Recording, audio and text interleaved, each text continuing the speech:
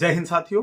CRPF tradesman 2023-24 की vacancy complete हो चुकी है और इस भर्ती के संबंध में लगभग मैं ट्रेड के भी वीडियो बना रहा हूं। बाकी अलग अलग टॉपिक्स पे आपको वीडियो देखने को मिल रहे होंगे और आप सभी का अच्छा खासा प्यार मिल रहा है वीडियोज पे, तो मेरा भी वीडियोज बनाने का मन करता है। अभी वीडियोज पे अलग अलग प्रकार के कमेंट्स आ रहे हैं, तो अभी काफी कमेंट खास करके कोबरा कमांडो को लेके आ रहे हैं कि सीआरपीएफ के अंदर हम भर्ती हो रहे हैं, तो सर मैं इस ट्रेड से जा रहा हूं तो मैं कमांडो में जा सकता हूं नहीं जा सकता हूं। यानी कि ये जो डाउट्स है लगभग सभी ट्रेड का आ रहा है कि सर कमांडो अलाउंस मिलेगा नहीं मिलेगा, कब जा सकते हैं, कितनी एज तक जा सकते हैं, कितने साल के लिए जा सकते हैं, अलग अलग प्रकार के डाउट्स आ रहे हैं। तो आज इसी टॉपिक पे बात करेंगे कि भाई आप जिस ट्रेड से भर्ती हो रहे हैं, किसी भी ट्रेड में है, सभी ट्रेड का आपको जानकारी इस वीडियो के माध्यम से मिल जाएगी। चैनल पे अगर आप पहली बार विजिट करें, चैनल को सब्सक्राइब जरूर कर लेना, वीडियो को लाइक नहीं तो लाइक जरूर कर देना। इसके अलावा अगर आप चैनल पे पहली बार वीडियो देख रहे हैं तो सीआरपीएफ ट्रेड्समैन के अलग अलग ट्रेड के, सैलरी के, प्रमोशन के, फैमिली लाइफ फैसिलिटीज, इस प्रकार के मैंने बहुत सारे वीडियोस बना रखे हैं। डिस्क्रिप्शन में लिंक मिल जाएगा, आप देख सकते हैं। बाकी मेरे चैनल पे विजिट करेंगे तो आपको सीआरपीएफ ट्रेड्समैन के संबंध में अच्छी अच्छी जानकारी आपको मिलने वाली है। बाकी अगर आपको कोई और टॉपिक पे वीडियो चाहिए तो आप कमेंट जरूर कर देना, ताकि मैं अगले जो वीडियो में आपका जो डाउट्स होगा, जो कमेंट होगा, उसको हिसाब से मैं वीडियो बना सकूँ। अब बात करते हैं कोबरा कमांडो। देखो कोबरा कमांडो, सबसे पहले तो देखो कि कोबरा कमांडो सीआरपीएफ की बटालियंस होती है और इसमें सीआरपीएफ के जवान जा पाएंगे। अब सीआरपीएफ के जो जवान होते हैं वो चाहे वो किसी भी रैंक के हैं, किसी भी जिड्डी से है, ट्रेड से, सभी को जाने का उसके अंदर मौका मिलता है। अलाउंसेज की बात करूं तो अच्छा खासा उसके अंदर अलाउंस मिलता है। लगभग आप देखेंगे तो आपकी जो सैलरी होगी, सैलरी के अलावा लगभग आपको 25,000 रुपये एक्स्ट्रा मिल जाएगा अगर आप कोबरा बटालियन में आपकी पोस्टिंग हो जाती है। तो चाहे आप किसी भी ट्रेड से हैं तो लगभग लगभग आप देखेंगे स्टार्टिंग जो आपकी सैलरी उसके अंदर पड़ेगी जाने के बाद में, जैसे आप ट्रेनिंग वगैरह कंप्लीट करके जाएंगे तो आपकी ग्रोस सैलरी जो बनेगी वो लगभग आपकी मेरे हिसाब से 65-70 हज़ार के आसपास आपकी ग्रोस सैलरी बन जाएगी। यानी कि कट पिट के आपने खा पी के आपको 60,000 रुपये तक आपकी मतलब बचत हो जाती है स्टार्टिंग सैलरी में। जब भर्ती होती है, आप ट्रेनिंग कंप्लीट करके जाएंगे तो 60 से 70 के बीच में आपकी सैलरी हो जाएगी अगर आपको कमांडो बटालियन पोस्टिंग हो जाती है। तो उसमें सबसे बड़ा बेनिफिट ये होता है कि आपकी जो सैलरी होगी वो अच्छी खासी मिल जाती है। और ट्रेड वालों को तो मैक्सिमम ट्रेड को एक बेनिफिट ये भी मिलता है कि भी आपको फैमिली भी वहां पे रखने को मौका मिलता है कमांडो में, क्योंकि जैसे कुछ ट्रेड जो होते हैं जिनका हेडक्वार्टर के अंदर रहना पड़ता है तो उनको फैमिली वगैरह, क्वार्टर वगैरह अच्छे बन रखे हैं तो हेडक्वार्टर के अंदर आपको फैमिली रखने का भी मौका उसके अंदर मिल जाता है। तो ये भी एक अच्छी चीज रहती है आपकी। अब बात करते हैं कि भाई कौन कौन सी ट्रेड से आप जाएंगे तो कमांडो, देखो आप किसी भी ट्रेड से आप जाएंगे, चाहे आप कुक हैं, वाटर कैरियर हैं, सफाई कर्मचारी हैं, वाशरमैन है, बिगुलर हैं, माली हैं, पेंटर हैं, ड्राइवर हैं, या फिर पायनियर विंग में है, या फिर जो आपकी मिनिस्ट्रियल पोस्ट है, दफ्तरी, पियोन, फरास, मिनिस्ट्रियल एस के, जितने भी पोस्ट हैं, किसी भी ट्रेड के अंदर आप जाएंगे तो सिर्फ एक ट्रेड को छोड़ दिया जाए, बिगुलर ट्रेड को।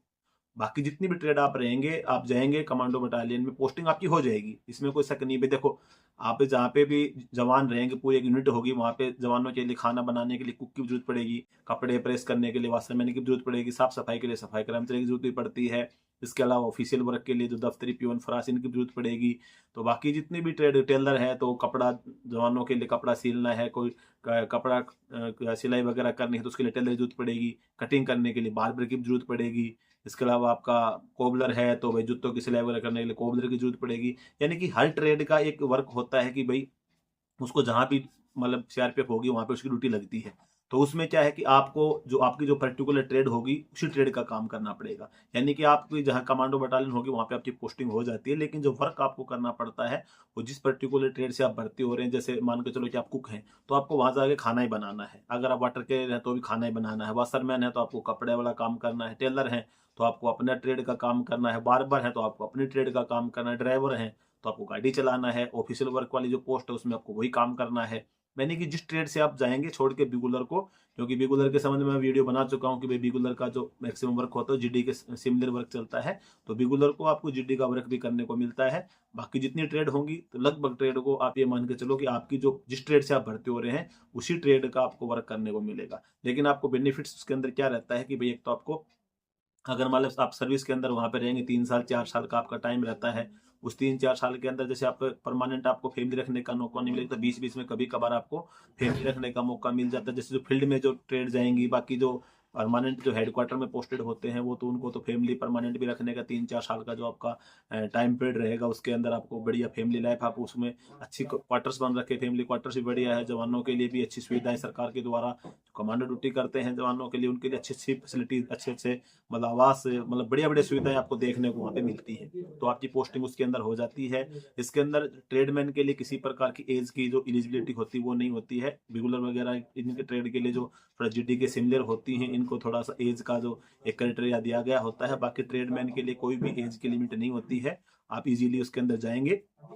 लेकिन मैंने वो बताया कि आपको कि जब आप जाएंगे तो आपका जो वर्क होगा, वर्क जो आपकी पर्टिकुलर जिस ट्रेड से आप भर्ती हैं वही वर्क आपको करना पड़ेगा। अगर आप ये चाहें कि भाई मैं तो कुक से भर्ती हूँ और मैं तो जाके वहाँ पे मतलब कमांडो की ड्यूटी करूँ, ऑपरेशन ड्यूटी करूँ, वो सभी चीज़ें पॉसिबल नहीं होती हैं। बाकी चाहे आप और किसी ट्रेड से हैं कि आप मान के चलो मैं तो ऑफिशियल ट्रेड से दफ्तरी से हैं और आप चाहते हैं कि मैं तो कमांडो जो जीडी की ड्यूटी कमांडो होते हैं उस प्रकार से मैं कमांडो की ड्यूटी करूँ, तो वो तो पॉसिबल हो नहीं पाएगा।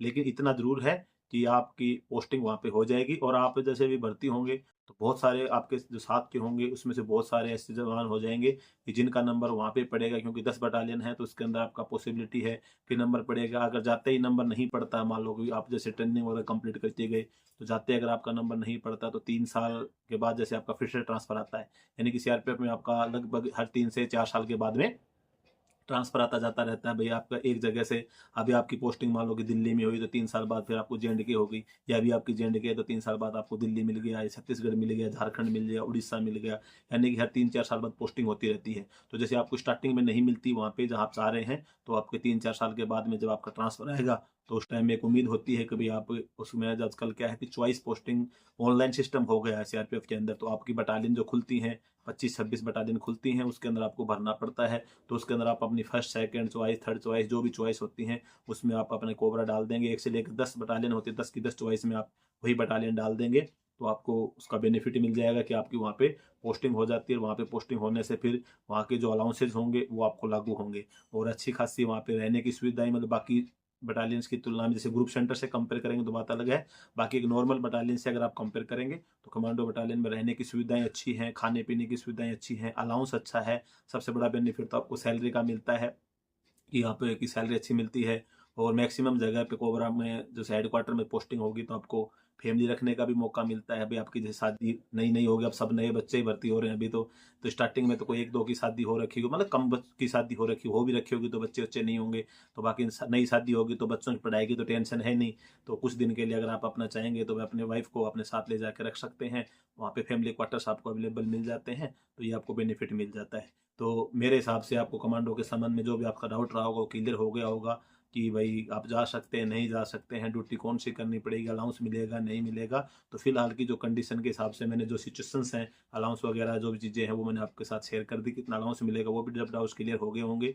फिर भी अगर आपका मान के चलो कि इसके संबंध में किसी प्रकार का कोई भी डाउट्स रह जाता है तो आप कमेंट करके पूछ सकते हैं। वीडियो अगर आपको अच्छा लगा हो तो लाइक कर देना, चैनल पर पहली बार विजिट कर रहे हैं सब्सक्राइब जरूर कर देना। जय